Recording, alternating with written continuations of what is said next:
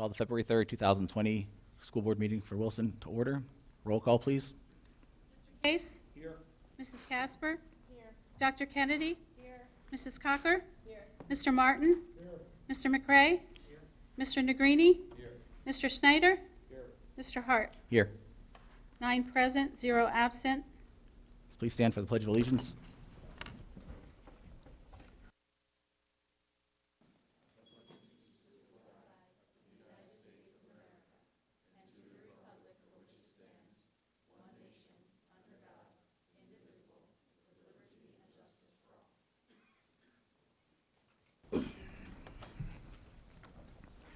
Mr. Maravich? There's 2 opportunities to address the board. One is on agenda items, which is immediate before the agenda. The second is on non-agenda items at the end of the meeting. Pursuant to school board policy and the Sunshine Law, it is not a question and answer, but it's an opportunity to provide the board with matters that, a comment on matters that are already come before it. Any public comment? Okay. Need to speak to someone to see if they want to speak at the end, Okay. okay? For communications, Mrs. Cocker? This evening, we are happy to welcome the special presentation by the Paw Print editorial team to talk about the student newspaper. What do I say about executive session personnel?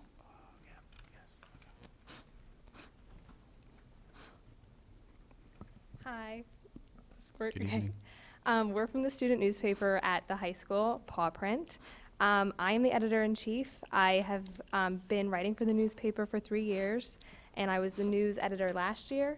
The school newspaper has given us a lot of amazing opportunities to interview people from the board, people from outside members of the community, and that's impacted me in other areas of my life outside of school.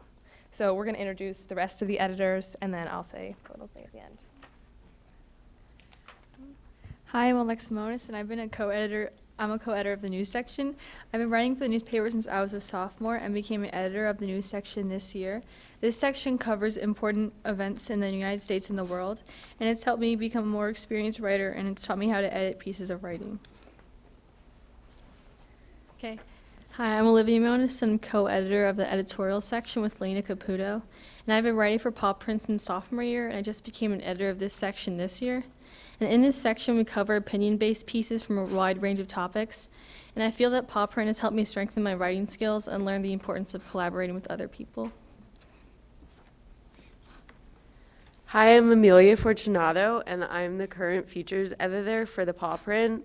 I just became the editor for this section this year, my sophomore year, and I've been writing for Paw Print since freshman year. This section covers any notable events, teachers, students, or clubs within Wilson, the state, country, or the world. Paw Print has given me professional experiences with writing and has taught me how to better communicate with others.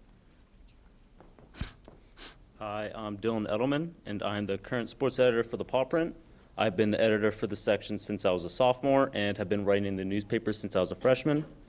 This section mainly focuses on covering Wilson athletic news and major sports stories. What the Paw Print has taught me is the value in leadership and directorship through the coordination and sharing of articles, as well as working under deadlines, which has helped further my editing abilities as a writer.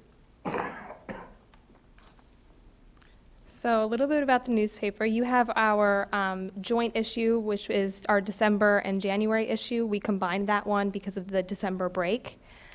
So we have our news section, obviously. We have our features, editorials, sports, and lifestyle section. Our lifestyle editor can't be here. She is sick.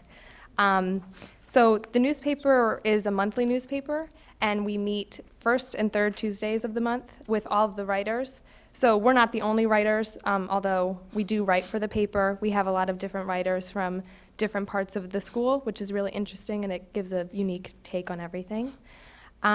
We get those articles from the writers about the third week of the month, and then we edit them and put them into our layout process, and then our layout is sent to our central duplicating publishing, but hopefully we will look to publish with an outside company with some cool professional looking newspaper.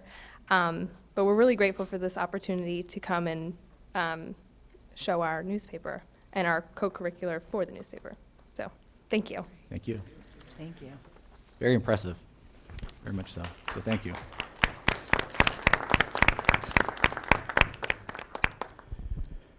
Just an announcement, the board met in executive session this evening for personnel-related matters. 2.1, looking for a motion to approve the minutes of the January 21st school board meeting. Mr. Martin first, Mrs. Cocker second. All those in favor? Aye. Opposed? Payment of bills, Mr. Martin. Mr. President, I submit for approval tonight bills in the amount of $1,200,187.48. Thank you. Do I have a first? We have the first, Mr. Martin. Second? Mrs. Casper? Oh. Roll call, please. Oh, is there any discussion? Okay, roll call, please. Mr. Case? Yes. Mrs. Casper? Yes. Dr. Kennedy? Yes. Mrs. Coker? I'm sorry, Yes. Cocker? Yes. Mr. Martin? Yes. Mr. McCray? Yes. Mr. Negrini? Yes. Mr. Snyder? Yes. Mr. Hart? Yes. It's 9-4, 0 against. Thank you. Superintendent's report, Dr. Fadley. Thank you, President Hart. It's my privilege this evening to present the superintendent's report, personnel and program recommendations. On the report this evening, there are 4 retirements. I'd like to give them special attention. Jeremy Giza, technology and engineering teacher at the high school, is retiring at the end of this school year with 22 years of service to the Wilson School District. Lori Mattern, reading specialist, retiring at the end of the school year. This is a change from last agenda, the end date. Diane Renninger, substitute childcare assistant, retired effective January 27th of this year. And Dale Werner, food services manager at West, retiring June 10th of this year with 29 years of service to the Wilson School District. I wish all of these individuals success in their next journey in life and thank them for their service to the Wilson School District. Thank you. Looking for a motion to approve the superintendent's report. Can we break out 4.4? Yes, Mrs. Carroll, we're going to break out 4.4. So we will vote on 4.1 to 4.3, and 4.5 to 4.8 first. I need a motion. Cocker? Mrs. Cocker, second. Mr. Schneider. Roll call, please. Mrs. Casper? Yes. Dr. Kennedy? Yes. Mrs. Cocker? Yes. Mr. Martin? Yes. Mr. McCray? Yes. Mr. Negrini? Yes. Mr. Snyder? Yes. Mr. Case? Yes. Mr. Hart? Yes. 9-4, 0 against. Looking for a motion to approve the change in status, which is 4.4. Mrs. Cocker first. Is there a second? Dr. Kennedy. Any discussion? Roll call, please. Dr. Kennedy? Yes. Mrs. Cocker? Yes. Mr. Martin? Yes. Mr. McCray? Yes. Mr. Negrini? Yes. Mr. Snyder? Yes. Mr. Case? Abstain. Mrs. Casper? Yes. Mr. Hart? Yes. That's 8-4 and 1 abstain. Number 5.1, looking for an approval, motion to accept with gratitude a donation grant check in the amount of $500 from Top Star Express store number 131, in partners with ExxonMobil's Education Alliance program to be used for high school's math and science program. Looking for a motion? Mr. Martin, second? Second? Mr. Case? All those, is there any discussion? All those in favor, say aye. Opposed? Thank you. Human Resources, 6.1. Request approval of the revised job description for instructional coach verbal behavior within the Department of Student Services, Student Supports and Services. Looking for a motion to be made? Mrs. Cocker first, second Dr. Kennedy. Any discussion? Roll call, please. Mrs. Cocker? Yes. Mr. Martin? Yes. Mr. McCray? Yes. Mr. Negrini? Yes. Mr. Schneider? Yes. Mr. Case? Yes. Mrs. Casper? Yes. Dr. Kennedy? Mr. Hart? Yes. 9-4, 0 against. Under Student Services, 7.1, looking for a request to approve the 2020-21 school board meeting dates as noted on the approved 2021 school calendar.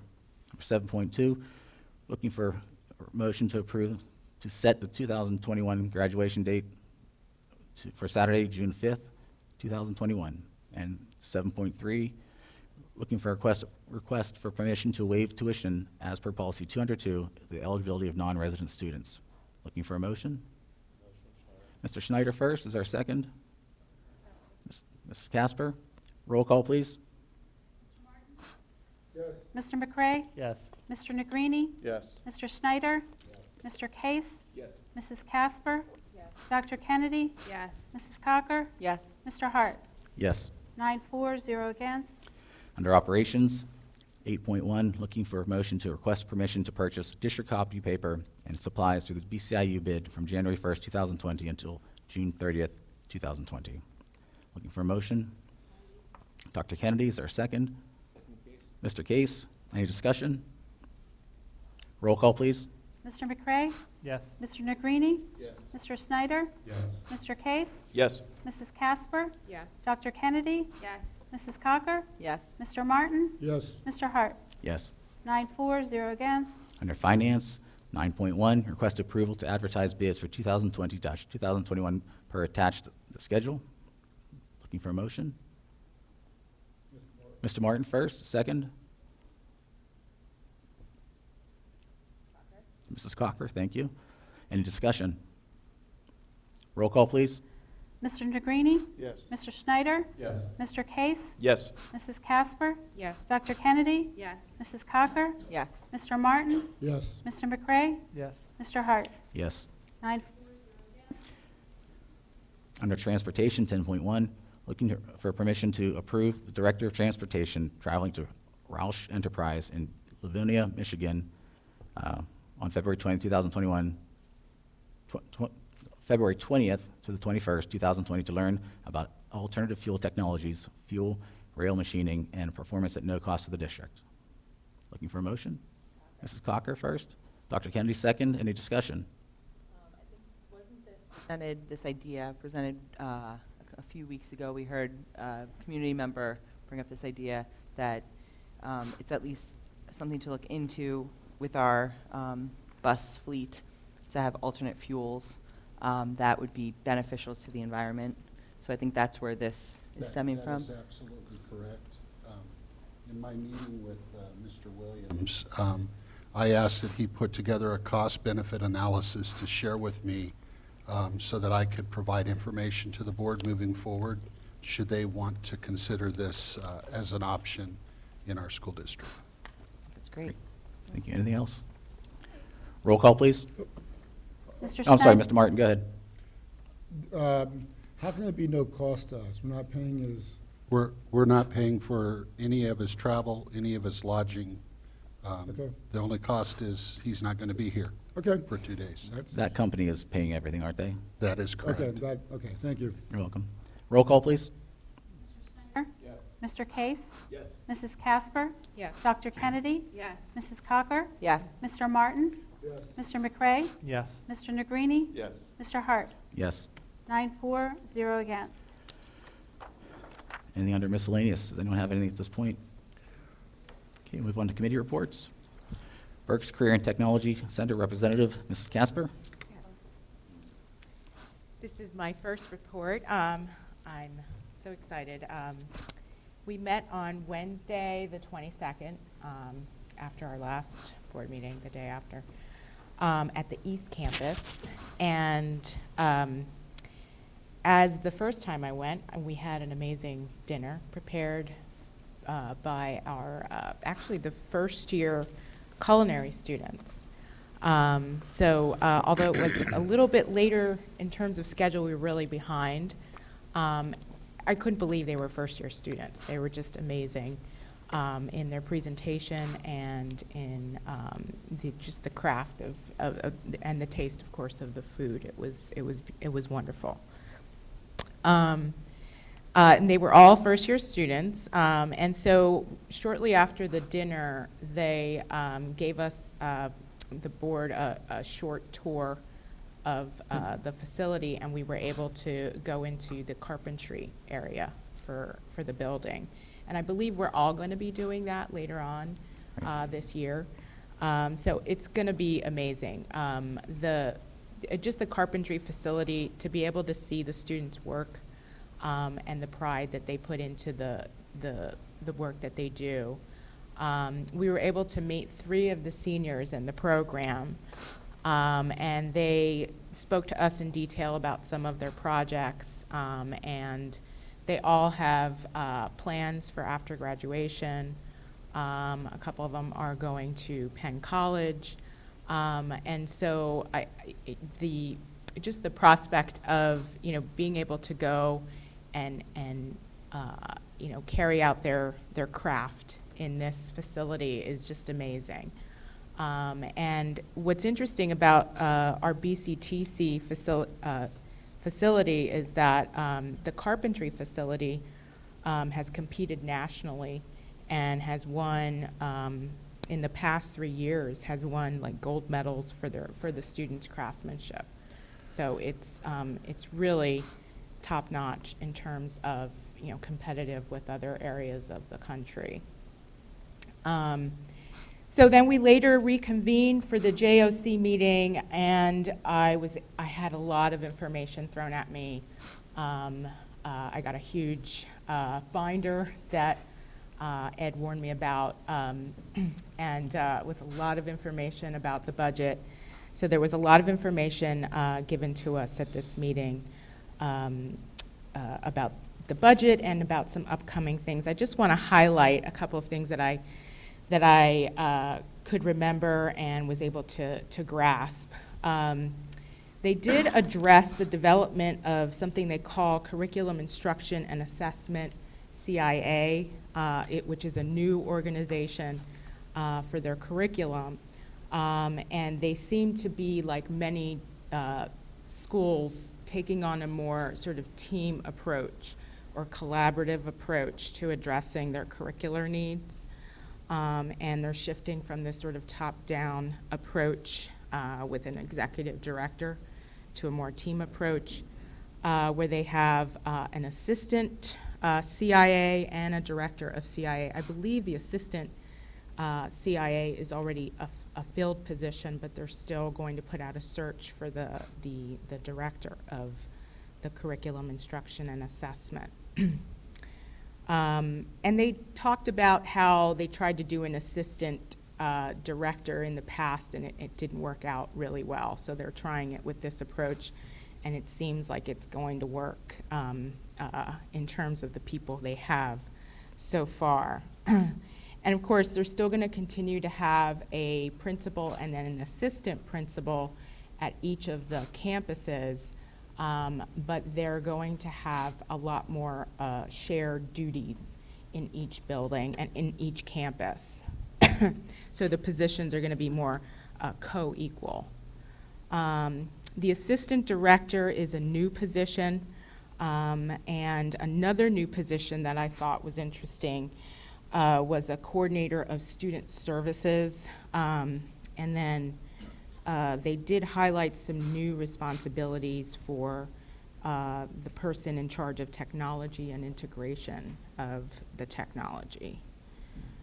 In terms of budget, I think we all will be getting the BCTC budget, but I just wanted to highlight a couple of things that they mentioned. The member district contributions is projected to be about 1.8%, and with the goal always remaining under 2%. And then, as we all saw, the PSERS employer contribution percentage is increasing. And then they're adding a welding instructor, which I thought was interesting. And then what was really great is they announced some of their summer activities and some of their plans. They have a STEAM camp coming up in June, June 15th through the 19th, and I got a little pamphlet of it. And it's specific for students going into 7th and 8th grade, and it's a full-day camp with a lunch. They will be transporting students if parents want to drop off at the West Campus, because the camp will be at the East Campus. And the incentive is that they find that almost 100% of the students who attend the camp enroll in BCTC as students. They're still offering opportunities for seniors, and they did give us a handout of that, where seniors are offered full-day enrollment, depending on what you enroll in. If you want to partner up with courses that are offered in the morning and in the afternoon, but you would have to work with your school counselor to do that. So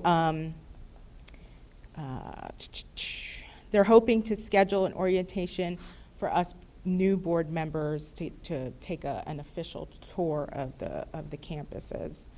And our next meeting is February 26th at the West Campus. Great, thank you. That's my report. Thank you. BCIU, Dr. Kennedy? I have not met with the BCIU since our last meeting, but I do note that we do have our BCIU budget in front of us, and it's a 0% increase from last year. We did have a curriculum committee meeting.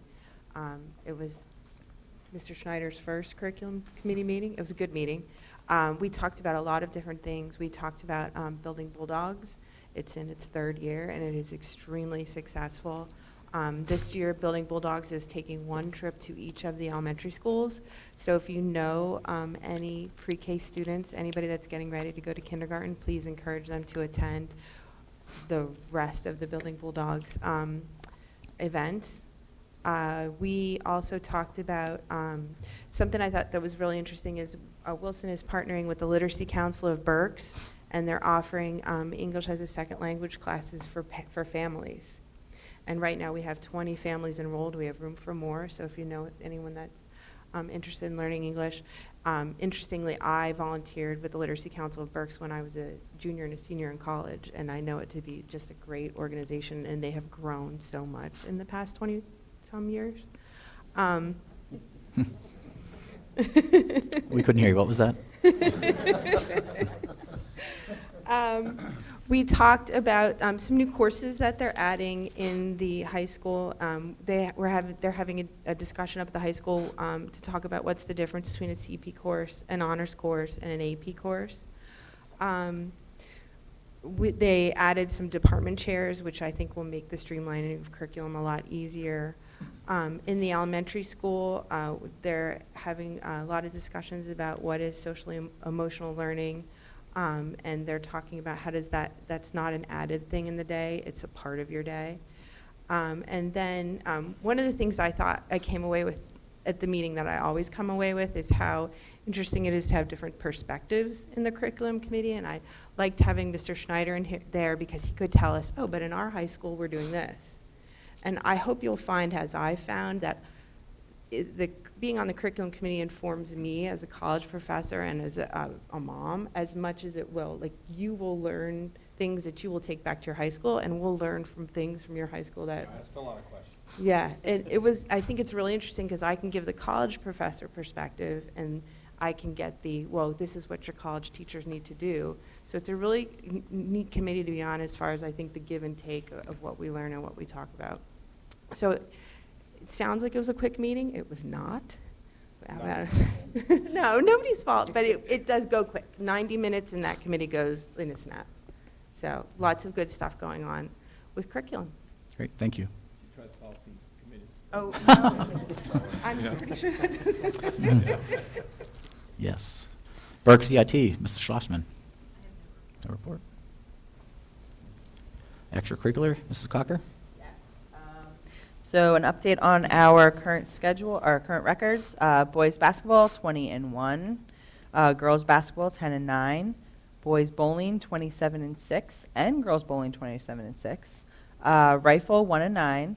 Boys swimming, 9-1. Girls swimming, 10-0. And wrestling, 9-5. We will be honoring, just a reminder, we will be honoring our senior athletes who plan on continuing their athletic and academic careers in college on Wednesday at 4 p.m. in the high school auditorium at our National Signing Day recognition ceremony. And our next meeting will be next Monday, February 10th at noon upstairs. Great, thank you. Facilities, Mr. Negrini? I have no report, just an announcement that there's going to be a community forum set for the feasibility study a week from tonight, 6 p.m. in this room, and also on February 13th from 12 to 1 in this room. So 2 opportunities for the community to come in, share some concerns, thoughts, questions, et cetera, as we continue to gather information to make an informed decision on the future of our district and our buildings. Thank you. Finance, Mr. Martin? Yes, Mr. President. We met today at 4:30 in Christine's office. We talked about the child care budget. We also talked about our general budget for the coming year, which is not set. There's a lot of refining to do. We briefly talked about the feasibility study on considering the financing, and that's pretty much open until we figure out what we're doing. And also, it's my understanding that the ad hoc committee is going to start working on the finance board policies, I guess 600 series, so we'll probably want to get together with you guys first before you start discussing it so you understand some of the pieces of it. And then we had an executive session to talk about privilege tax. That's it? Thank you. Human Resources, no report. Legislative, Mr. Martin? Oh, yes. Well, the big thing is the budget comes out tomorrow. The legislators are in for 3 days until March 14th, so not much is going to happen until that point in time. But a couple items are, the key things are $4.5 billion for infrastructure for Pennsylvania. That's going to be part of his plan. $1 billion for schools that are old and need repair. It doesn't really impact Wilson, but there is $1 billion proposal in there for schools for lead remediation, things of that nature. But we're not going to get much of that. Well, we won't get any of that, but because we have some pretty good maintenance folks, and we're on top of that stuff. The only other thing is there is a, if you recall, that the federal government passed a bill to modify the, among other things, maternity leave. The state is considering payroll tax, not only to help fund that, but also to help fund folks that have hardships and things of that nature. So there could be a potential tax coming this year in addition to your other tax. That's it. Thank you. Public Relations, Mrs. Troutman? Thank you. First of all, I just wanted to thank again the editors of the Paw Print who came tonight. I can tell you personally, and many of you around this room have had the opportunity to participate in some of their interviews that they've done. They're extremely professional and do a great job. They have left some additional copies of the Paw Print, so for anyone who is here, I would love for you to take a copy on your way out just to see their amazing work. Just a couple of items under Wilson Good News. Our very own Wilson JROTC had an outstanding performance at their 2nd Brigade League 3 Army Cadets Commands Drill Meet recently. They won 2nd place overall, and they also won first, 2nd, and 3rd place in other categories. So we just want to congratulate them for all their great work. We also want to recognize some Wilson High School artists who were recently recognized for their incredible creativity. First, junior Catherine Klein earned 2 Silver Key Awards and 1 honorable mention in the East Central PA 2020 Scholastic Arts Awards competition.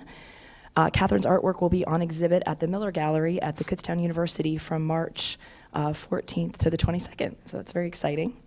We are also pleased to announce that we had 5 high school students receive awards at the 2020 Senior High School Juried Art Exhibit at the Yoakum Institute. So we want to congratulate Anna Drake, Kimberly Nguyen, Karen Mendoza, Faith Kroc, and Sarah Lenato for these outstanding achievements. We did share all of their artwork on district social media and in the Bulldog Blitz. So if you'd like to take a look at their artwork, you can look at it at both of those publications. Just a couple of reminders. We want to invite you to join the Wilson Theater Company for a full evening of music and entertainment, as well as a pasta dinner at the annual Supper Serenade. The event's going to be held on February 9th. That's this Sunday from 4 to 7 p.m. in the Lower House Cafeteria. You can purchase tickets for $10 at the door. It's an amazing, amazing event, a really fun event. So I encourage all of you to attend. And finally, this is National School Counselors Week. And we just want to publicly thank and recognize all of our school counselors for the amazing work that they do each and every day for our students. And we will be publicly recognizing them through district communications this week. Thank you. Thank you. Ed Foundation, Mr. Case? The Ed Foundation met this last Friday. It was a really good meeting. Monica Lawrence, one of Wilson's autistic support teachers, was invited to share the impact of one of the WEF grants recently awarded to her program. Ms. Lawrence discussed the importance of real-life experiences outside the classroom that many people take for granted on an everyday basis while preparing her students for independent or semi-independent life after high school. Parking lots, cooking, shopping, money handling can be challenging for some students, and getting out in the real world is the best classroom and can be costly beyond funding available. So Monica Lawrence applied and received a WEF grant funding some of those activities. She was joined by junior Troy Corson and senior Maddie Magala, who are participating in the Student Instructional Aid Program and spend up to 2 periods a day gaining experience due to their interest in pursuing a career in the education field. I don't know if that's a unique program to Wilson or not, but I mean, having heard of it, it's a great program. Students Jordan, Jonathan, and Emilian led a great presentation showing their favorite pictures of their adventures, which included Lower House Stadium tours, a day picking apples at the orchard, it's Long Island, I'm from Long Island, sorry. And then cooking the apples and such, making all sorts of specialty dishes with the apples that they got. A firehouse tour, Wilson football game, end zone experience, Friendsgiving, a why I'm missing diner trip, a mall shopping trip, always a favorite, a choir concert, a very competitive bowling trip, and a girls' basketball trip. It was great to meet the students and gain an understanding of the program and needs. The students had a great sense of humor, and it was inspiring to see the dedication of everyone involved in our autistic program. It was another moment to be so very proud of being Wilson. And I have to say, I laughed so hard at the students presenting. They were so funny and competitive with each other, and you know, they were very crowd. They knew how to work a crowd. It was fantastic. In other news, the WEF officially announced that all 20 applicants for the recent Spring 2020 application process have been awarded venture grants. So, spoiler alert last time. Some of those venture grants included an art student-led facelift project in the Lower House, a 3rd grade Spring Ridge Lehigh Valley Zoo African penguin trip to coincide with one of their projects in the classroom, purchasing flexible seating for some of the elementary schools, advanced intramural archery for 30 to 50 students, and also the 6th grade students at camp, and a project for adapting fish tanks to hydroponics. So there were a lot of other grants and such, but that was just a list, and they will be supplying a little bit more information on some of the other grants that were awarded. In other news, the Wilson Iron Chef competition and auction is Sunday, March 22nd at the Wilson High School. Tickets and sponsorship information is available on the WEF Wilson website, and the next Education Foundation meeting is March 27th at 7:30 a.m. And, also mark your calendars for the Wilson Community Night, the next Community Night event at the Fightin' Phils, Friday, May 29th. I don't see everyone marking their calendars, so pick up your pad and mark calendars. That's my report. Thank you. Thank you. Technology, Mr. Schneider? We had our first meeting of the year. It was also just the first meeting overall for both myself and for Mr. McRae. It was very informative. We learned a lot about what's going on in the district. We picked up with some of the stuff you had left off with, like the Wilson app, looking into the possibility of that. And really, it was just more informative and educational, much like my curriculum meeting was. But yeah, there seems to be a lot of good stuff happening in the technology realm here, so I'm excited to keep going with that. And our next meeting is April 6th. Great. Thank you. Student Outreach, Ms. Carolyn Patoric. Hello. The past 2 weeks have been quite prosperous for the high school students. Our winter sports have been having strong seasons and continue to push through into postseason. One of the seniors at the high school, Reagan Underwood, was selected to be on the field hockey U.S. Rise women's national team.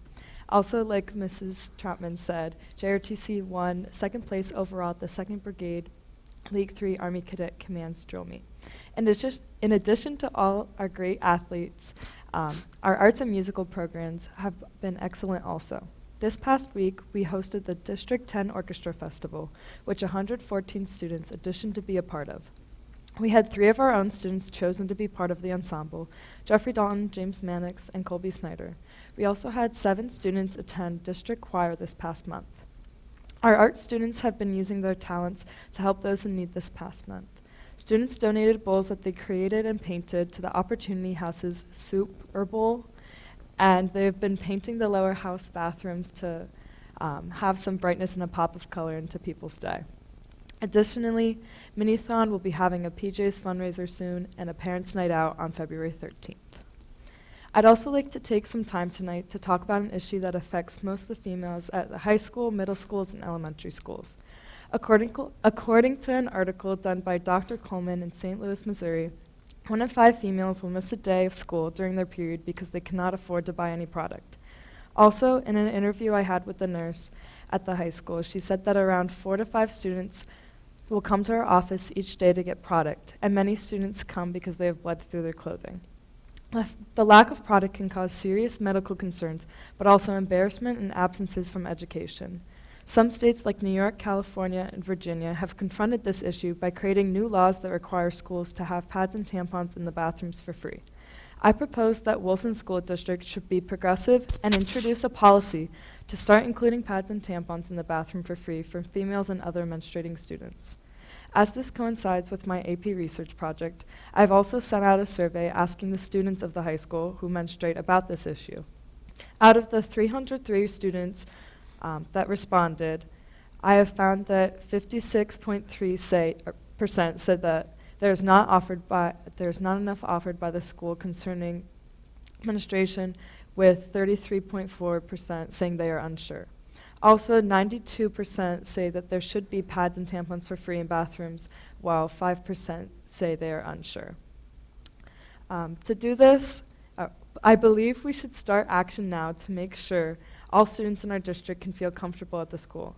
First, we can add a new section to our 246 student wellness policy, just as Owen J. Roberts has done. The policy states menstrual products, like pads and tampons, shall be available and accessible to students at no cost to the school, at no cost to the student. In the school nurse's office, in all schools, and in all bathrooms and locker rooms in the middle school and high schools. Following this, we can look at different companies to find the best option for pads and tampons for the students.